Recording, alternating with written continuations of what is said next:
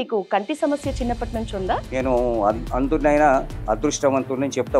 వరంగా అనను కానీ మంచి చెడు ఏమో గానీ జాలి అస్సలు చూపించకండి అంటారు. అన్వాంటెడ్ సింపతి చూపెట్టి మమ్మల్ని దిగజార్చకండి. ప్రతి దగ్గర నువ్వేం చదువు చెప్తావు కూర్చో అని అన్నారు కదా ఇందాక, అట్లాంటి మాటలు పడ్డారా? అరే ఈయనేం పని చేస్తాడు అనుకోండ్రు. తర్వాత నేను క్లాస్లో కొడుతుంటే తిడుతుంటే ఎట్లా సార్ ఆర్టీసీ ఉద్యోగం ఎట్లొచ్చింది? క్లర్క్గా చేసినారు కదా. బస్సు రాకపోయినా నన్ను తిట్టేది, బస్సు ముందు పోయినా పాపాన్ని గుడ్డోడని నౌకరిచ్చిండ్రు, అది ఇది అనేది. మీకు ఒక్కరు ఉచితాలు వద్దు అన్న నినాదం అందరికి ఎట్లా వర్తిస్తుంది అనుకుంటున్నారు? ఇప్పుడు ఈ రిజర్వేషన్స్ అనేవి అంబేద్కర్ తగ్గియమన్నాడు. ఎస్సీ 42% కావాలి, అది ఎందుకు మీకు? మేము కోరుకునేది ఏంటంటే ఎవరిని కూడా దయా దాక్షిణ్యాల మీద. నమస్తే, నేను Yashoda. Welcome to Pallavi TV. ఆయనకు కళ్ళు లేకపోవచ్చు, వేల మంది విద్యార్థులకు విద్యను బోధించారు. ఆయనకు దృష్టి లేకపోవచ్చు, అందుల భవిష్యత్తు బాగుండాలని దూరదృష్టి పెట్టారు. ఎన్నో అవార్డుల్ని గెలుచుకున్న retired head master Ponugoti Chokka Rao గారు ఇవాల్టి మన గెస్ట్. మాట్లాడదాం. సార్ నమస్తే. నమస్కారం. మొదట మీకు హ్యాట్స్ ఆఫ్. ఎందుకంటే నిజానికి అన్ని అవయవాలు సక్రమంగా పనిచేస్తున్న నాలాంటి వాళ్ళ కన్నా మీలాంటి వాళ్లకు ఏకాగ్రత విషయంలో, ముఖ్యంగా దూరదృష్టి విషయంలో ఒక ఖచ్చితమైన నిర్ణయాలు, ఖచ్చితమైన సక్సెస్ ఉంటుంది అని నేను ప్రగాఢంగా నమ్ముతా. అందుకు మీరు మా అందరికన్నా ఎంతో గొప్పవారని మనస్ఫూర్తిగా మిమ్మల్ని అభినందిస్తూ, మొదటి ప్రశ్న సార్, మీకు కంటి సమస్య చిన్నప్పటి నుంచి ఉందా? బార్న్ బ్లైండ్ మేడం, జన్మత. అందులో మేము ముగ్గురం కూడా బ్లైండ్. మా అన్న పెద్ద ఆయన స్కూల్ ఉందని తెలియక పిచ్చోడు అయిపోయిండు. ఆ తర్వాత మా మైనబావ కూడా బ్లైండే. అతడు 50 కిలోమీటర్లు నార్కట్పల్లి అంటే కనగల్ మండలం తుర్కపల్లి వారిది. 50 కిలోమీటర్లు నడిచి అక్కడ బ్లైండ్ స్కూల్ ఉందని చదువుకున్నాడు. ఆ తర్వాత బుసిరెడ్డి వెంకరెడ్డి గారు ఫ్రీడమ్ ఫైటరు, మా ఊరు పక్కనే. మా ఫాదర్ ఆయన జాయిన్ అయినాక మా ఫాదర్ను బాగా బతిలాడిండు. మీకంటే లేకపోయిండ్రు, మాకేం తక్కువైంది, వ్యవసాయం ఉంది, ఏమవుతు పో అని ఎలగొట్టిండు. ఆ తర్వాత మా గురువు వెంకటరెడ్డి గారిని తీసుకొచ్చి చూపించి, అట్లా కాదు వీరయ్య గారు బతిలాడి, ఇవాళ ఉంటారు రేపు మీరు ఎంతకాలం పెడతారని మలక్పేట బ్లైండ్ స్కూల్లో సీట్ లేకపోతే ఫస్ట్ గుంటూరులో చదవడం జరిగింది. ఆ గుంటూరు నుంచి సీట్స్ వచ్చినాక మళ్ళీ హైదరాబాద్ రావడం జరిగింది. ఇక్కడ చూపు ఉంటే మాత్రం మా నాయన వ్యవసాయానికే వంగబెట్టు, ఇంత గొప్పని కాకపోతుంటే నేను అందునైనా అదృష్టవంతుడిని చెప్తా. వరంగా అనను కానీ ఇక పోతే మీరన్న మేధాశక్తి అనేది గాంధీజీ ఏమంటాడంటే ఔరితనం ఉండొచ్చు, అందరితో ఉండొచ్చు, అజ్ఞానం అనేది ఉండొద్దు అంటాడు. బ్లైండ్ అయినంత మాత్రాన మీరు మేధావులుగా గొప్పవాళ్ళు, ఒక బ్లైండ్ చూసి గొప్పవాళ్ళు అనకండి, ఒక పనికిరాని చూసి లేని పనికిరా అనవద్దు. నార్మల్గా ఇన్ని అవకాశాలు చైల్డిష్ నుంచి అవకాశాలు కల్పించడం నేర్చుకోవాలి తప్ప మనం ఏం చేసినాం, వెనకటి నుంచి ఇంటికాడ కావాలి ఉంచిపోయినాం. రాజుల కాలంలో లేడీస్ని అయితేనో పెంచి పెద్ద చేసి ప్రాస్టిట్యూట్స్గా వాడుకుండ్రు, మమ్మల్ని గుట్టల కింద పడి సావగొట్టేది. ఈ రకంగా విజ్ఞానం పెరిగిన కొద్దీ, రాజ్యాలు పెరిగిన కొద్దీ ఇంకా మేము బ్లైండ్ను ఒకరిని చూసి మేధావి మంచోడు బ్లైండ్ అని సర్టిఫికెట్ ఇవ్వద్దు, ఒక చెడ్డోని చూసి బ్లైండ్ అంతా పనికిరారు అనొద్దు. మీ దగ్గర ఎంత మంచి వాళ్ళు ఉంటారు, మా దగ్గర కూడా అంతే చెడు ఉంటుంది. కాకపోతే మేము మీలాగా చెడు చేయలేము, కూర్చున్న దగ్గరనే మాటలు చెప్తాం. అవకాశం ఉంటే బ్లైండ్ కూడా మీకంటే ఎక్కువ మంచి చేయడానికి సిద్ధంగా ఉండరు, చేయడానికి సిద్ధంగా ఉండరు. ఒక బ్లైండ్ను ఒక గొప్పోళ్ళు అని అనుకోవద్దు, పనికిరాళ్ళు అనుకోవద్దు. అందరిలాగా ట్రీట్ చేయాలంతే. అందరిలాగా ఇప్పుడు ఇవాళ మేము ఉంటాం, కుక్కలు అట్లాంటి ట్రైనింగ్ ఇస్తే మనుషులకు సాయం చేస్తాం, గైడింగ్ కాల్స్ ఉంటాయి ఇంగ్లాండ్లో అక్కడక్కడ. కాబట్టి మీరు అన్నదాన్ని నేనంతా మీకు ధన్యవాదాలు చెప్తున్నాను. కానీ మీ దృష్టిలో సమానంగానే చూడాలి. సమానంగానే కలెక్టర్లు కొంతమంది నువ్వు కలెక్టర్ సీట్లో కూర్చుంటావు కానీ నేను నీ సీట్లో కూర్చోలేను అనేది. కానీ మమ్మల్ని మా మంచితనాన్ని మంచిగా స్వీకరించాలి, చెడ్డోడే అనాలి. కానీ మంచిని చెడు చేయకండి, చెడు వీలైతే చెడును మంచి చేయండి. మంచి చెడు ఏమో గానీ జాలి అస్సలు చూపించకండి అంటారు. జాలి చూపెట్టండి, కానీ వేర్ నెసెసరీ దేర్ కెన్. అది ఎక్కడ అన్నం తినే దగ్గర, బాత్రూమ్ల దగ్గర, ఉద్యోగం దగ్గర, పని చేసే దగ్గర, పని చేయించాల్సిందే. ఆసరా అవ్వాల్సిన దగ్గర ఆసరా ఎక్కడ అవసరం ఉంటే where there is a need there you can show sympathy. Unwanted sympathy చూపెట్టి మమ్మల్ని దిగజార్చకండి. ప్రతి దగ్గర మా బట్టలు మమ్మల్ని మంట పెట్టుకొనియండి, మా పనులు మమ్మల్ని చేసుకొనియండి. కానీ ఎక్కడ పడితే అక్కడ నువ్వేం చదువు చెప్తావులే, కూర్చో, నువ్వు ఇంకే పని చేస్తావులే, నీ పని కూడా మేమే చేస్తాంలే అనకుండా బలవంతంగా పడ్డారా సార్ మీరు? నువ్వేం చదువు చెప్తావు కూర్చో అని అన్నారు కదా ఇందాక, అట్లాంటి మాటలు పడ్డారా? ఎందుకు పడలే? నేను అపాయింట్ అయినప్పుడు 2000 మంది 3000 మంది ఉండ్రు 83 అప్పటికి ఇంకా ప్రైవేట్ స్కూల్స్ డెవలప్ కాలే. అరే ఈయనేం పని చేస్తాడు అనుకుండ్రు. తర్వాత నేను క్లాస్లో కొడుతుంటే తిడుతుంటే మరి నువ్వు కొట్టకు పోయి మేము కొడతాం పోయి అనేది. మరి మా జీతం కూడా మీరే తీసుకోండి. మరి మా జీతం మాకెందుకు జీతం? మీ పిల్లలకు కూడా ఏం చెప్పేది, బాబు నాకు కనపడదు, వేరే సార్లు అయితే ముక్కు చెవు చూసి కొడతారా, మళ్ళీ నాలాగా బ్లైండ్ అవుతారా, మీ కర్మరా అని చెప్పి బెదిరించుకొని మీ సైటెడ్ టీచర్స్ మీద కంప్లైంట్లు ఉన్నాయి కానీ నా మీద సింగల్ కంప్లైంట్ లేదు. ఎట్లా సార్, ఎట్లా హెడ్ మాస్టర్ స్థాయికి ఎదిగినారు మీరు? ఏం లేదు మేడం, బ్రైలీ లిపి ఉండి ఆ రోజులల్లా బ్రైలీ బుక్స్ లో రాసుకునేది, పిల్లలతో చదివించి చెప్పేది. హిందీ టీచర్ను నేను ఫస్ట్ ఆర్టీసీలో ఉద్యోగం చేసిన. ఎట్లా సార్ ఆర్టీసీ ఉద్యోగం ఎట్లా వచ్చింది? క్లర్క్ గా చేస్తున్నారు కదా? విచారణ కేంద్రం బస్సు ఎప్పుడు ఉంది, బస్సు ఎక్కడ ఉంది, యాదగిరి రూట్ ఎప్పుడు ఉంది, దేవరకొండ ఎప్పుడు ఉంది, అట్లా. ఫస్ట్ మేము 10th క్లాసు చదువుకున్న తర్వాత కొంచెం సోషల్ ఫెయిల్ అయిన 10th లో. నల్గొండనే హైదరాబాద్ మలక్పేట అందుల పాఠశాల. ఆ తర్వాత నిరాశ చెంది ఒక అప్లికేషన్ తీసిన. మా ఫ్రెండ్ ఒక బాబురావు నాకంటే ముందు ఆర్టీసీలో ఇంక్వైరీ క్లర్క్ శ్రీకాకుళంలో అపాయింట్ అయ్యిండు. ఆ తర్వాత డిపిఓ శేషగిరిరావు అంటే నేను కూడా ఒక అప్లికేషన్ ఇచ్చిన. మేము చదువు రానట్టుంది అని నిరాశతోని అట్లా ఆర్టీసీలో ఉద్యోగం సంపాదించిన. అప్పుడు 20 ఏళ్ళు నాకు. ఇది 78 నుంచి 83 వరకు చేసిన. బస్సు రాకపోయినా నన్ను తిట్టేది, బస్సు ముందు పోయినా పాపానికి గుడ్డోళ్ళని నౌకరు ఇచ్చిండ్రు, అది ఇది అనేది. ఆ రోజు సెల్ ఫోన్ లేవు, తెలియదు ఎక్కడ బస్సు ఉంది, ఏది తెలియదు. అమ్మా ఇది బాగాలేదని చెప్పేసి పట్టుదలతో హిందీ 1 year లీవ్ పెట్టి హిందీ పండిట్ ట్రైనింగ్ చేసి ఎన్టీ రామారావు డిఎస్సిలో ఓపెన్ మెరిట్లో నేను టీచర్ ఉద్యోగం సంపాదించిన. ఆ తర్వాత 16లో రిటైర్ అయిన, హెడ్ మాస్టర్గా రిటైర్ అయినా. హిందీ జూనియర్ సీనియర్ అన్నీ చేసిన. కాకపోతే నేను సకలాంగులకు ఏమో విద్య బోధించిన. అందులో కొరకేమో మా మిస్సెస్ కూడా పార్షియల్ బ్లైండ్. అప్పుడు గవర్నమెంట్ ఆఫ్ ఇండియా ఏం చేసిన, ఇంటిగ్రేటెడ్ ఎడ్యుకేషన్ విలీన విద్య, బ్లైండ్ మూగోళ్ళు అందరు కలిసి చదువుకోవాలి. 8 మంది బ్లైండ్కు 8 మంది డెఫ్ అండ్ డమ్కి 2 టీచర్స్ని అపాయింట్ చేసి 46 మందిని అపాయింట్ చేసిండ్రు. ఆ రకంగా మొన్నటి వరకు ఎడ్యుకేషన్ సెక్రటరీ, టీపీపీఎస్సీ చైర్మన్, ఆర్డీఓ ఉండే. సార్ వీళ్ళకు వికలాంగుల సంస్థల సీట్లు ఇద్దామంటే చొక్కారావు, సకలాంగులతో స్నేహం అంటావు, వికలాంగులు అంటావు, నీ మన సోషల్ వెల్ఫేర్ హాస్టల్లో డైట్కి ఎదురుగా దాంట్లో ఇస్తాను ఇచ్చిండు. ఆ వార్డను ఏంది అమ్మాయి కాలేజ్ స్కూల్కి పోయి వచ్చే లోపల ఒక్కడు సైకిల్ బస్ కింద పడ్డా లారీకి నాపే బదనాం అవుతా అని ఆ పిల్లలకి ఈ పిల్లలకు పొత్తు కుదరలేదు. పొత్తు ఒక దశరథ్ రెడ్డి అని ఒక ఆయనను పట్టుకొని హాస్టల్ పెట్టించిన వాళ్ళ కొరకు. ఆ తర్వాత మీరన్న అవమానాలు మా మేడాన్ని ఇంట్లో నిన్ను టీచర్గానే చూస్తాను అన్నాడు. మరి ఇట్లా కూడా ఉంటుంది అనుకో, నేను ఇంత పెద్ద ఎస్టాబ్లిష్, నేను ఆత్మాభిమానం ఆత్మవిశ్వాసం కల్లోని నేను మీ సకలాంగులు ఎవరని అంటే నువ్వు 2 అంటే 1 కొడతా అనే మనస్తత్వం నాది. కాంప్రమైజ్ నేచర్ ఉండదు. నేను ఎన్నో అవమానాలు కుటుంబ సభ్యులతోని సమాజంలో ఈరోజు 68 years కంప్లీట్ చేసుకున్నా. ఇట్లాంటి అన్ని అవమానాలు అవయాలను భరించి ఈ స్థితిలో ఉన్నాం. మేము కోరుకునేది ఏంటంటే ఎవరిని కూడా దయాదాక్షిణ్యాల మీద చూడొద్దు. ఒక మానసిక వికలాంగులను వృద్ధులను మాత్రమే చూడాలి. చేయగలిగే ప్రతి ఒక్కరికి వానితో పని చేయించే అన్నం పెట్టాలి. ఏం చేస్తావు చేయి, నువ్వు ఏం చేయాలంటే ఇక నీకు హాస్టల్ ఇస్తాం, ఇక అట్లా పడి ఉండు. చెయ్యలేనునికి మాత్రమే ఉచితాలు ఇవ్వాలి మేడం. ఉచితం ఏంది, ఎదుగుదలకు ఒక స్కాలర్షిప్ ఇచ్చిన ఆ స్కాలర్షిప్ వల్ల బాగుపడాలి. ఇప్పుడు పింఛన్ ఇస్తున్నావు, పింఛన్ ఎదుగుదలకి నువ్వు ఇప్పుడు హాస్టల్లో పెడితే పింఛన్ ఇస్తుంది. సార్ కష్టపడి చదువుకున్నారు, మంచి మంచి పొజిషన్స్, మంచిగా హెడ్ మాస్టర్ స్థాయికి ఎదిగినారు, ఆర్టీసీలో వర్క్ చేసిన అనుభవం ఉంది.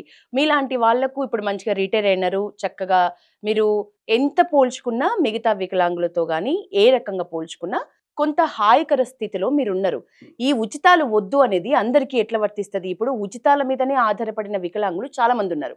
మీకు వద్దనంత మాత్రాన వాటి మీద ఆధారపడి బ్రతుకుతున్న వాళ్ళు, అన్ని సక్రమంగా ఉన్న వాళ్ళే ఉచితాలకు అలవాటు పడ్డ పరిస్థితి ప్రస్తుత రోజులు, ప్రస్తుత ప్రభుత్వం అయినప్పటికీ మీకు ఒక్కరు ఉచితాలు వద్దు అన్న నినాదం అందరికి ఎట్లా వర్తిస్తుంది అనుకుంటున్నారు? నేను ఉచితాలు వద్దంటలేను, ఉచితాలు ఉండాల్సిందే. ఉచితాలు ఎంతవరకు ఉండాలి? సర్టన్ ఏజ్ 25 ఏళ్ళ వరకు ఉచితం ఉండాలి. ఆ తర్వాత ఉద్యోగానికి అయితే ఉద్యోగం చేయించాలి. లేకపోతే ఏం పని చేయిస్తే ఇప్పుడు ఉత్పత్తి చేయాలి, ప్లేట్లు చేయించాలి, వాడు ఏం చేయిస్తే దానికి ఫలితం ఇవ్వాలి. అంటే ఉచితం అనేది కొంతకాలమే ఉండాలి. ఏది తల్లిదండ్రులు అన్నం పెట్టాల్సిందే, తల్లిదండ్రులకు మనం పెట్టాల్సిందే. ఇప్పుడు నేనున్న ఆ రోజులకు మా నాయన కనుక చదివేయకపోతే నేను వ్యవసాయం చేయలేకపోతే ఏం చేయలేము. మేము అనేది ఏంటంటే ఉచితాన్ని పూర్తిగా వ్యతిరేకం అంటలేను. అర్హులు అనర్హులు రెండు విభాగాలు చేయాలి. అనర్హులను అరువులను తయారు చేయాలి. ఇక వీళ్ళు అరువులు కాదు అన్నప్పుడు వాళ్ళకు ఉచితాలు ఇవ్వచ్చు. ఉచితానికి ఓల్డ్ ఏజ్ హోమ్ పెడతావా, మానసిక వికలాంగులు పెడతావా? ఇప్పుడు ఏం చేస్తుండ్రు, చదువు రానోని చదువు వచ్చి ఒక హాస్టల్లో ఉంచుతుండ్రు. మేము గవర్నమెంట్కి ఎన్నిసార్లు చెప్పినాం, చదువు వచ్చినోని వేరే ఉంచాలి, చదువు వేరే ఉంచాలి. ఇప్పుడు పశువుల దొడ్డి ఉంది, ఎడ్ల దొడ్డి వేరే ఉంటుంది, ఆవుల దొడ్డి వేరే ఉంటుంది. మీరేం చేస్తుండ్రు, చట్టాలు ఉన్నాయి కానీ మీకేంత 6,000 పింఛన్ ఇస్తాం తీసుకో ఉండు అంటున్నాం. కానీ 6,000 60 లక్షలు సంపాదించుకునే స్థితికి తీసుకురండి. ఇప్పుడు నేను ఈరోజు నేను చెప్పిన కదా, మా ఫాదర్కు వ్యవసాయం ఉంది, 2 పశువుల దొడ్లు ఉన్నాయి, చూపు ఉంటే నన్ను చదివేకపో అని చెప్పిన. నేను అనేది అంటే చూపున్న ప్రతి ఒక్కడు ఎందుకు గవర్నమెంట్ మీద ఆధారపడుతుండ్రు? మీకు వ్యవసాయం ఉన్న వాళ్ళు కూడా గవర్నమెంట్ ఉద్యోగాలు కావాలంటుండ్రు. ఎందుకు మీరు స్వశక్తి మీద డెవలప్ అయ్యేటట్టు గవర్నమెంట్ ప్రోత్సహించదు? ఉద్యోగాలు ఎవరికి అవసరము? మాలాంటి చేతగాని వల్ల గవర్నమెంట్ ఉద్యోగం అవసరం. ప్రతి ఒక్కరు గవర్నమెంట్ ఉద్యోగం. ఎందుకు మీకు ఈ ప్రైవేట్ ఉద్యోగాలు లేవా? మిలిటరీలకు పోకూడదా? ఏదని నేను అనేది అంటే, గవర్నమెంట్ కుసబెట్టి సాదేది. ఒకప్పుడేమో మా వికలాంగులను జడగొట్టింది, ఇప్పుడేమో అందరిని జడగొడుతుంది. అది మేము ఉచితానికి వ్యతిరేకం కాదు. ఉచితం అనేది ఎవరికి అవసరమో వాళ్ళకి ఇవ్వాలి. ఇప్పుడు వెనకటికే పాపం అమ్మాయిలను చదివాక తెలుగు మీడియం చదివించేది, ఇంట్లో పెట్టుకునేది. ఇప్పుడు అమ్మాయిలు చూడండి ఎంత గొప్పగా, మొన్న పైలట్ సోఫియా ఖురేషి వాళ్ళందరూ ఎట్లా తయారైనరు. ఇప్పుడు మన విలియమ్స్ ఎట్లా తయారైంది. మేము అనేది ఏంటంటే, మనిషిని కుక్కలకు ట్రైనింగ్ ఇస్తుండ్రు, పక్షులకు ట్రైనింగ్ ఇస్తుండ్రు. అంతకంటే మేము మమ్మల్ని ఎందుకు మీరు దయాదాక్షిణ్యాలతో, ఇక మీకు ఏమొద్దు మేము చేస్తాం, మేము పెడతాం, మీరు తినుకుంటా కూర్చోండి, మేము పోస్తాం, మీరు దాక్కుంటా కూర్చోండి. అది నాకు నచ్చలేదు. ఇప్పుడు నేనున్న 65 ఏళ్ళు వచ్చినాయి, ఇంకా నేను స్కూల్ పెట్టినా బంద్ చేసిన. అవును సార్, 99లో కదా మీరు స్కూల్ పెట్టిన. 99 ఒక టీచర్ గా మీరే ఒక స్ట్రగుల్ టీచర్ నిజానికి. అట్లాంటి సమయంలో మీరు ఒక స్కూల్ పెట్టడము, నిజానికి ఆ స్కూల్ విషయంలో ఏమైనా ఇబ్బందులు ఎదురైనాయా? ఇప్పటికీ నడుస్తున్నాయా? ఏంటి ఆ పరిస్థితి? ఏం లేదు మేడం, చెప్పినా కదా, ఆ డైట్కు 8 మందిని పంపాలి మేము. ఎందుకు ఈయనతో మాటలు పడాలి ఎందుకు అని చెప్పేసి నేనే సపరేట్ స్కూల్ పెట్టేసిన. గవర్నమెంట్ ఉద్దేశం ఏంటంటే జనజీవనతో కలపాలి, ఇంటిగ్రేటెడ్ ఎడ్యుకేషన్ చేయాలని ఉద్దేశం. వీళ్ళు ఏం చేసిన, టీచర్లు పైరవలు చేసుకొని రెగ్యులర్ టీచర్స్గా అయిపోయారు. అది ఆ స్కీమ్కు నీరు గార్చిండ్రు. ఇది ప్రమోషన్స్ వచ్చిండ్రు, మామూలు జనరల్ స్కూల్లో అయ్యిండ్రు. గవర్నమెంట్ ఏంది, అది పెట్టుబడి కేంద్రం పెడుతుంది, నిర్వహణ రాష్ట్రం చూసుకోవాలి. వీళ్ళు ఏం చేసిండ్రు, కోట్ల చుట్టూ ఆ చుట్టూ ఈ చుట్టూ తిరిగి ఆ స్కీమ్ నిర్వీర్యం చేసేసిండ్రు. ఇప్పుడు గవర్నమెంట్ ఏం చేసింది, చట్టం చేసింది, వీళ్ళకి సపరేట్ పాఠశాల ఉండొద్దు, ఇది జనజీవనతో కలపాలి. మీకు మా పిల్లలు తగ్గిపోయినరు. ఒకప్పుడేమో చాలా మంది ఉండ్రి, ఇప్పుడు మదర్ కేర్ పెరిగింది. టోటల్లీ బ్లైండ్, మీకు ట్యూబ్ లైట్ వేసినా ఇక 100 ఏళ్ళు పోతే, మా తరం పోతే చరిత్రలో చదువుకోవాల్సిన బ్లైండ్ అనేటోడు ఇట్లుండే, రాముడు అనేటోడు ఇట్లుండే అనిటు. ఇక కాకపోతే ఇప్పుడు వీడియోలు వచ్చినాయి, ఎన్ని వచ్చినాయి కాబట్టి మా గురించి చూపించగలుగుతారు మీరు. కాబట్టి ఇప్పుడు మేము గవర్నమెంట్ను కోరేది ఏంటంటే, మీరు సకలాంగులకు, ఎస్సీ ఎస్టీ బీసీలకు ఎన్ని సౌకర్యాలు కల్పిస్తుండ్రో మాకు కూడా అంతే ప్రాధాన్యత ఇవ్వండి. మీ పింఛను ఓకే, ఎస్ ఇవ్వండి, మేము కాదంటలేవు. పింఛన్ అనేది ఏంటి, ఎవరైతే చేతగాని వాళ్ళకి పింఛన్ ఇస్తారు, చేతగాని వాళ్ళకి మీరు పింఛన్ ఇచ్చి నీకు ఇచ్చిన నీకు ఉద్యోగం వద్దుపో అంటే ఎట్లా? ఇప్పుడు మనిషిని ఎప్పుడైనా కష్టపెట్టాలి మేడం, కష్టపెడితేనే వాడు సుఖపడతాడు. ఉదాహరణకి నేను పాఠం చెప్పిన ఒక 2 నిమిషాలు చెప్తా. బాగా ధనవంతుడైన తండ్రికి ఒక కొడుకున్నాడు, ఒకటే కొడుకున్నాడు. ఆ కొడుకు ఏం చేస్తలేడు, ఎట్లా వీన్ని ఏం చేయాలని చెప్పేసి ఈరోజు ఏదైనా సంపాదించుకరా పోరా అని అంటాడు. ఏం చేయలేక ఏం చేస్తుంది, అమ్మ కాడికి పోతే అమ్మ ₹1 ఇస్తుంది. ఏం తెచ్చినావు కొడుకు అంటాడు, రూపాయి తెచ్చిచ్చిన అంటాడు. ఇది బాయిలు వేసిరా పో అంటాడు. మంచి సంతోషంగా వేసి వస్తాడు. మా ఇట్లా ఇది తల్లి ఇచ్చిన అదని తల్లిని తల్లిగారింటికి పంపుతాడు. మళ్ళా నెలకు పిలుస్తాడు, ఏదైనా సంపాదించుకరా పోరా అంటాడు. అప్పుడు ఏం చేయాలి, అక్క ఉంది, బంగారు నాణ్యం తీసి ఇచ్చింది. తీసిస్తే దాన్ని ఏం తెచ్చినవరా, ఇవి బంగారు నాణ్యం తెచ్చిన అంటాడు. ఇది బాయిలు వేసిరా పోరా అంటాడు, వేసి వస్తాడు. అక్కని అత్తగారింటికి పంపిస్తాడు. తర్వాత మళ్ళా నెలకు పిలిచిండు. ఇప్పుడు 2 కండ్లు, తల్లి లేదు ఇంట్లో, అక్క లేదు. ఏం చేయాలని ఏడ్చుకుంటూ సాయంత్రం దాకా పండుకోండు.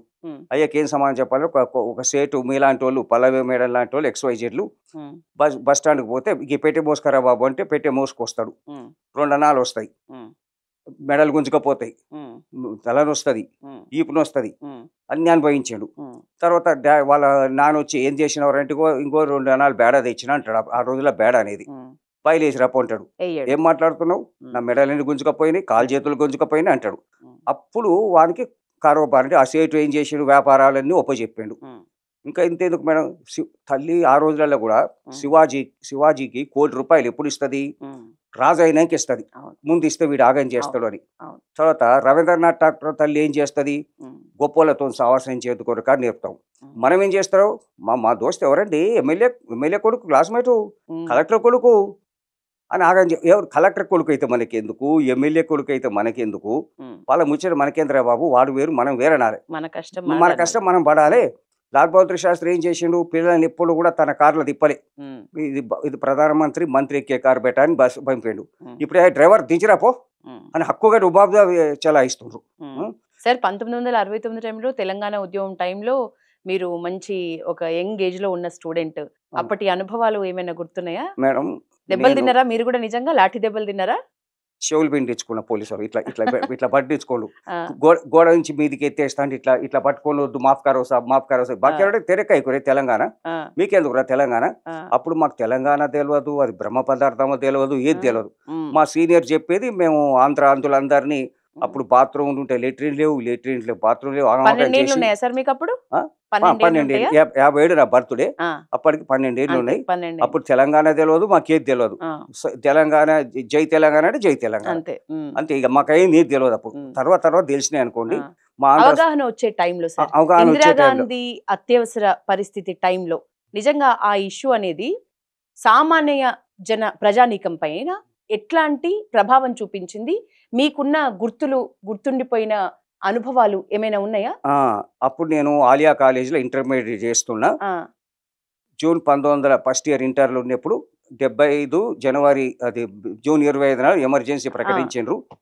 అప్పటికి నేను ఆలియా కాలేజ్ అవుతున్నా. ఉమ్, మా లెక్చరర్స్ వారు ఎమర్జెన్సీకి వ్యతిరేకంగా అది ఇది ఉద్యమాలు నడుస్తున్నాయి. ఉమ్, కాకపోతే మేము జైలుకు పోలే, ఏది చేయలేదు, కానీ ఉమ్, బాగా నూరి పోసిండ్రు మా లెక్చరర్స్, సివిక్స్ హిస్టరీ లెక్చరర్స్. ఉమ్, ఎమర్జెన్సీలో మన ఆంధ్రప్రదేశ్లో వెంకటరావు ముఖ్యమంత్రి ఉండడం వల్ల పెద్దగా ప్రభావం చూపెట్టలే. ఉమ్, దేశమంతా అరాచకాలు, అక్రమాలు అన్నీ జరిగి ఉమ్, మన ఆంధ్రప్రదేశ్లోనే 42 సీట్లు వస్తాయి. ఉమ్.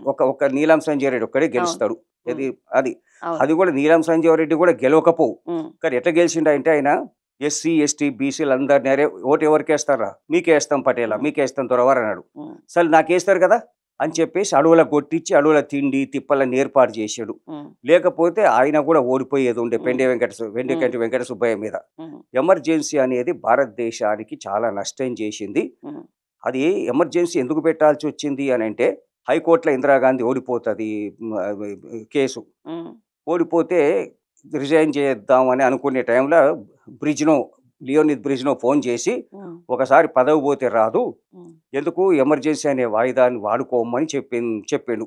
ఉమ్, అందుకని ఆ ఎమర్జెన్సీ పెట్టింది. ఉమ్, ఆ తర్వాత 77 వరకు ఎలక్షన్స్ రాలి, 77లో మొత్తం గెలిచిన తర్వాత ఉమ్, ఈ జగ్జీవన్ రావు అని అప్పుడు ప్రధాన మంత్రి ఉండే ఒక ఆయన, ఉమ్, ఇది డిఫెన్స్ మినిస్టర్ ఉండే. ఉమ్, డిఫెన్స్ మినిస్టర్ ఏం లెటర్ రాస్తాడంటే ఇందిరాగాంధీకి, ఉమ్, మేడం మీరు ఇప్పుడు సుప్రీం కోర్టులో గెలిచినాక నీ పదవి నీకు ఇస్తా, ఉమ్, నన్ను ప్రైమ్ మినిస్టర్ తాత్కాలికంగా ప్రకటించు అని చెప్తాడు. ఉమ్, ఇంత పని కొన్నామని వ్యవసాయ శాఖ మార్చి హౌస్ అరెస్ట్ చేసింది. ఉమ్, ఈ విషయాలు ఇప్పుడు బయటకు వచ్చిన ఈ జగ్జీవన్ రావును విలేకరులు అడుగుతారు బయటికి, ఇంతకాలం ఇందిరాగాంధీకి సాథ్ చేసి ఉమ్, ఇప్పుడు నువ్వు కాంగ్రెస్ పార్టీ డెమోక్రసీ అని పెట్టి మళ్ళీ పదవి అనుభవిస్తానికి వచ్చినావు అంటారు. ఉమ్, ఏం చదువుకుంటారు బాబు మీరు అంటే, ఎంఏ జర్నలిజం అది ఇది అని చెప్పిండు. ఉమ్, నేను 3rd ఫామ్ 8th క్లాసు, నాకు చదువు రాదు, ఉమ్, మీకు చెస్ వస్తుందా అంటాడు. ఉమ్, ఎందుకు రాస్తా, బ్రహ్మాండంగా వస్తుంది అంటాడు. చెస్.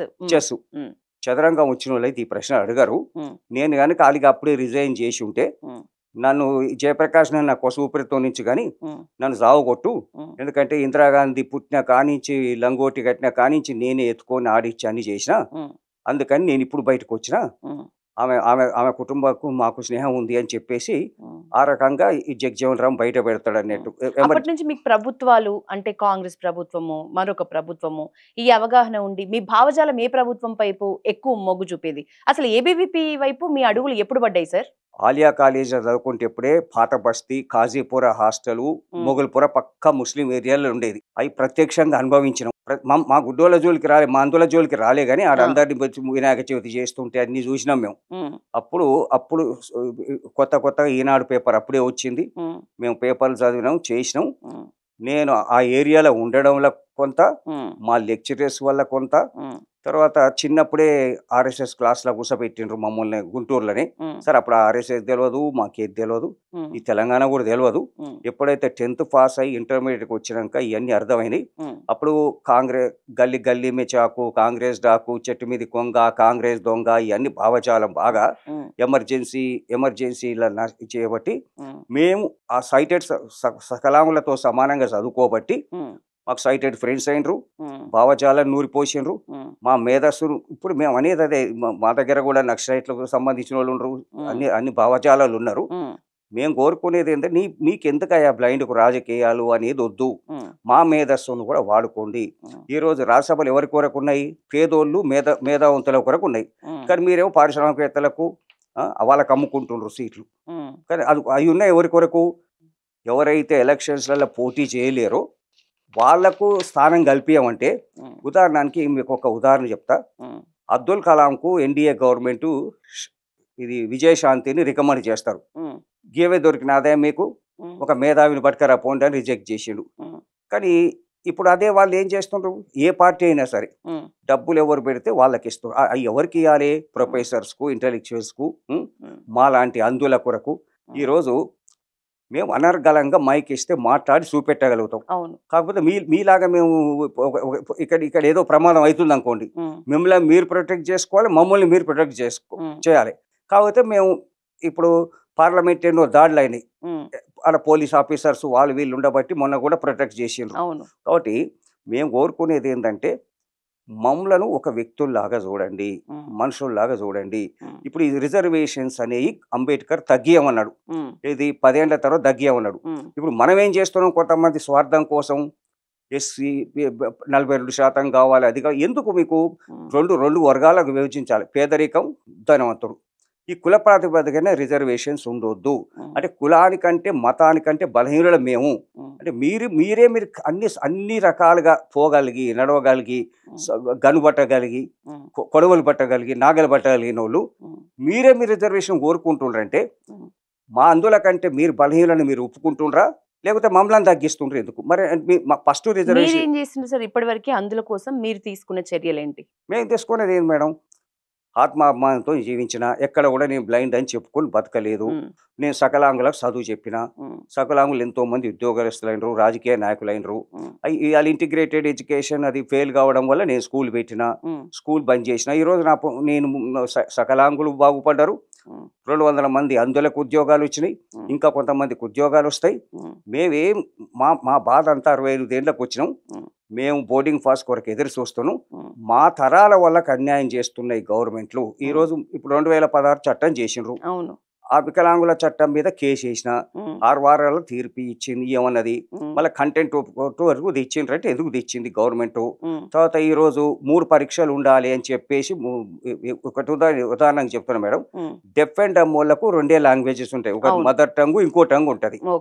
మొన్న ఈ మధ్య చట్టం ఏం చేసిండ్రు? ఏది వర్తిస్తే అది వికలాంగులకు అందరికి వర్తింపజేసిండ్రు. వీళ్ళకు అందరు కలిపి ఒకటే, బర్రె గొర్రె అంతా కలిపి. ఏమన్నా ఏంటంటే అందులో అనర్గళంగా మాట్లాడగలుగుతారు. ఏది అనర్గళంగా? హిందీ, ఇంగ్లీష్, తెలుగు, ఒక మ్యాథ్స్, సైన్సే కొంచెం వీక్ ఉంటారు. సామర్థ్యం ఉంటే వాళ్ళలో కూడా రాణిస్తారు. మన కేసు వేసి నేను ఆప్షన్ ఇప్పించగలిగిన, ఏది ఇష్టం ఉంటే రాసుకోవచ్చు, లేదని. ఇవన్నీ కూడా ఎందుకు మీరు మమ్మల్ని తగ్గిస్తుండ్రు? తర్వాత మొన్న వయసు రిజర్వేషన్ ఇచ్చింది మేడం, ఇచ్చిండ్రు, టీఆర్ఎస్ గవర్నమెంట్ ఇచ్చింది. సరే, గౌడ్స్ అయితే వృత్తి ఇచ్చిన బాగానే ఉంది. ఎస్సీ ఎస్టీలకు ఇచ్చినప్పుడు మరి మాకు వెల్ఫేర్ ఉద్యోగాలలో 4% అన్నారు, 5% ఏమో వెల్ఫేర్లు అన్నావు. మరి కేంద్ర ప్రభుత్వం పెట్రోల్ బంక్స్, గ్యాస్ ఏజెన్సీ ఇచ్చినప్పుడు మనం అది కూడా కేసు చేసిన నేను గవర్నమెంట్ మీద, ఇంటీరియర్ ఆర్డర్ ఇప్పించిన. ఇక తర్వాత పైసలు లేక మానుకున్నాం.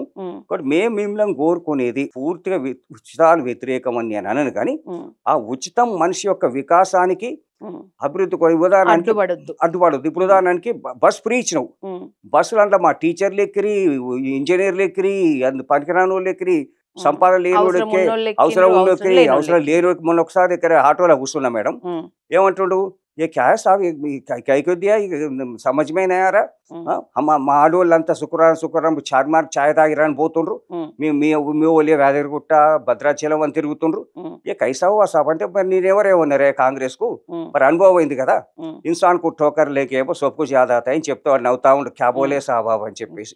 మరి నేను నా ప్రచారంలో కూడా చెప్పిన, మీరు దయచేసి కాంగ్రెస్ కు ఓటెయ్యకండి. కాంగ్రెస్ ప్రభుత్వాన్ని విమర్శించుకుంటా ఆ ప్రభుత్వం ఉన్న మన రాష్ట్రంలో మీ డిమాండ్లు ఎట్లా నెరవేర్చుకుందాం అనుకుంటున్నారు మీరు? డిమాండ్ బతిలాడితేనో కాలు పట్టుకుంటూనే వచ్చేవి కావు. డిమాండ్లని కొట్లాడి సాధించుకోవాలి, కొట్లాడాలి. ఇప్పుడు తెలంగాణ కొట్లాడితే వచ్చిందా, లేకపోతే కాంగ్రెస్ దయాదాక్షిణ్యం వస్తే? కాంగ్రెస్ దయాదాక్షిణ్యం వస్తే 52నే వద్దని మనోళ్ళు అన్నారు. సిటీ కార్యాలయంలో పాపం జయశంకర్ సార్ చెప్పేది, కొద్దిగా అయితే నేను కూడా చచ్చిపోతుంటే యాక్సిడెంట్లు అని అన్నారు, ఫైరింగ్ అయింది. కాబట్టి మేము అనేది అయితే కాలు పట్టుకుంటేనో బతిలాడుతూనే వచ్చేది కాదు. ఆత్మ అభిమానం. మరి ఈ రోజు నేను ఇంతమందిని మెప్పించిన, ఇంతమందికి చదువు చెప్పిన అంటే ఇక అణిగిమణిగి ఉంటే సమస్యలు పరిష్కారం కావు. మనం అవతలోని ఎంత బలవంతుడైనా సరే వాడు 2 కొడితే మనం 1. ఇప్పుడు నేనున్న నా ఆత్మవిశ్వాసం ఏంది, నన్ను చంపే లోపల ప్రత్యక్షంగా వాడిని కన్నన్న పోగొడతా అనే విశ్వాసంతో బతుకుతా నేను. చంపుతాడేమో అంటే చంపుతారు, మస్తే చంపుతారు. ఇప్పుడు మా ఏబీపీ కార్యకర్తలు ఎంతమంది చచ్చిపోయారు పాపం. ఇవాళ నక్సలైట్లకు కూడా మా ప్రకాశంలోకి చెప్పిన, నేను కూడా నా భావాలు నక్సలిజం భావాలన్నా మీ వాళ్ళకి చెప్పే చచ్చిపోవద్దని చెప్పు, సరెండర్ గమ్మని చెప్పేటి చెప్తున్న చొక్కారావు అన్నాడు. వీరమల్ల ప్రకాశ్రావు గారు ఉన్నారు కదా, జలమండలి చైర్మన్, ఆయననే మా గౌరవ అధ్యక్షునిగా పెట్టుకున్నాం. మా కోదండరామ్ సార్కు చెప్పలే గాని, అన్న వాళ్ళకు వద్దని చెప్పరా, అదే సరెండర్ గమ్మని మన భావజాలం అదే. గాని ఇప్పుడు స్వతంత్రం వచ్చింది, జనజీవనంతో కలిసి పోటీ చేయమని రాదే, వాళ్ళకి ఇష్టమైన ఇండిపెండెంట్ చేయమను. ఇవాళ సీతక్క పోటీ చేసి గెలవలేదా, ఈటల రాజేందర్ పోటీ చేసి గెలవలేదా అని అంటే నీ చెప్పే చొక్కారావు నేను కూడా అదే చెప్తున్నా. ఎందుకంటే ఆయన ఇంటర్వ్యూలు అన్ని విన్నా నేను.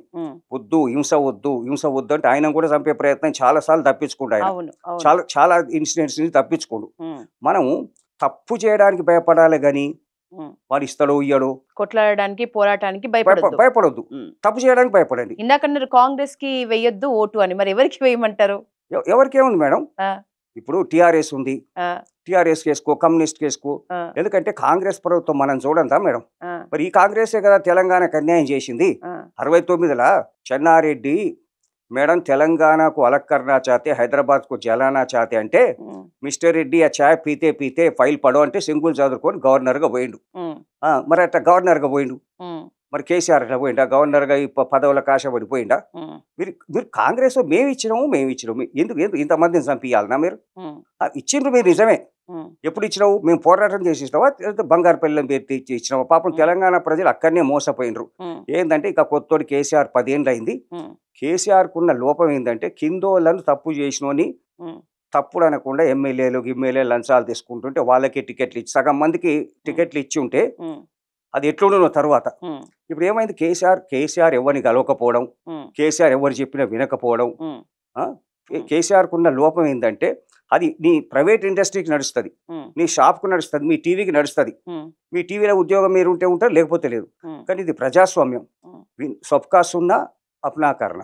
ఆయన పద్ధతిలో పోయిండు, నాదే కరెక్ట్ అనుకోండు, అది కరెక్ట్ గా సమిష్టి నిర్ణయం. ఇప్పుడు బీజేపీలు ఉన్నారు, సమిష్టి నిర్ణయం తీసుకుంటారు, అక్కడ కూడా సమిష్టి నిర్ణయం తీసుకుంటారు, కానీ ఎదురు చెప్పనియరు, ఎదురు మాట్లాడనియరు.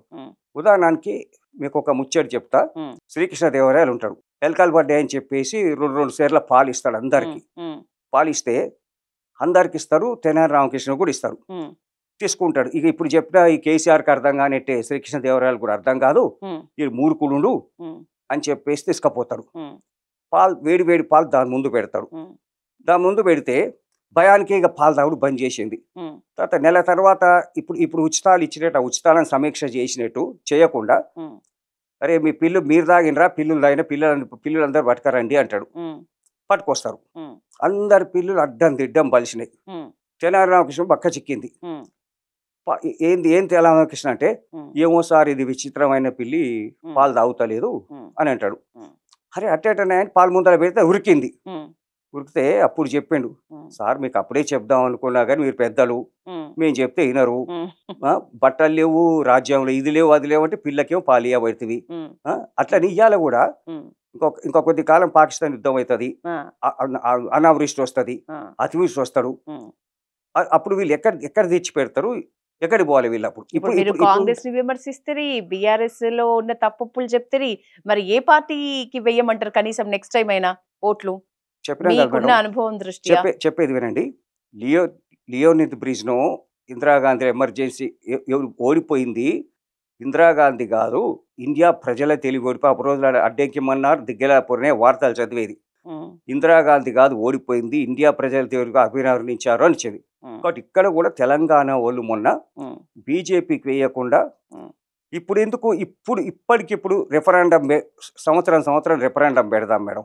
మా దగ్గర 2 రెఫరెండం పెట్టి గెలిచిండ్రు. ఒక ఆయన పాండురంగారావు అని ఆలగడప సర్పంచ్ రెఫరెండం పెట్టించుకొని గెలిచిండు. మా దగ్గర ఎంపీటీసీ దుబ్బాక నరసింహారెడ్డి రెఫరెండం. సంవత్సరం రెఫరెండం నిష్పక్షపాతంగా పెట్టండి, మీరేందో తెలిసిపోతుంది. మనం ఇప్పుడు ఎవరైనా ఏమనుకుంటుండ్రు, మెజారిటీ ఉంది కదా మనం ఏం చేయలేరంట. ఉదాహరణకి రాజీవ్ గాంధీ ఎప్పుడు 2 సీట్లు వస్తాయి బీజేపీకి, చరణ్ సింగ్ 3 సీట్లు వస్తాయి. పాపం పెద్ద మనిషి చరణ్ సింగ్ ఏదో లేచి అడగబోతే కుసోవా 2 వచ్చాయి 3 మీకు సమాధానం చెప్పాల్సిన అవసరం లేడు అన్నాడు. ఎవరు? రాజీవ్ గాంధీ.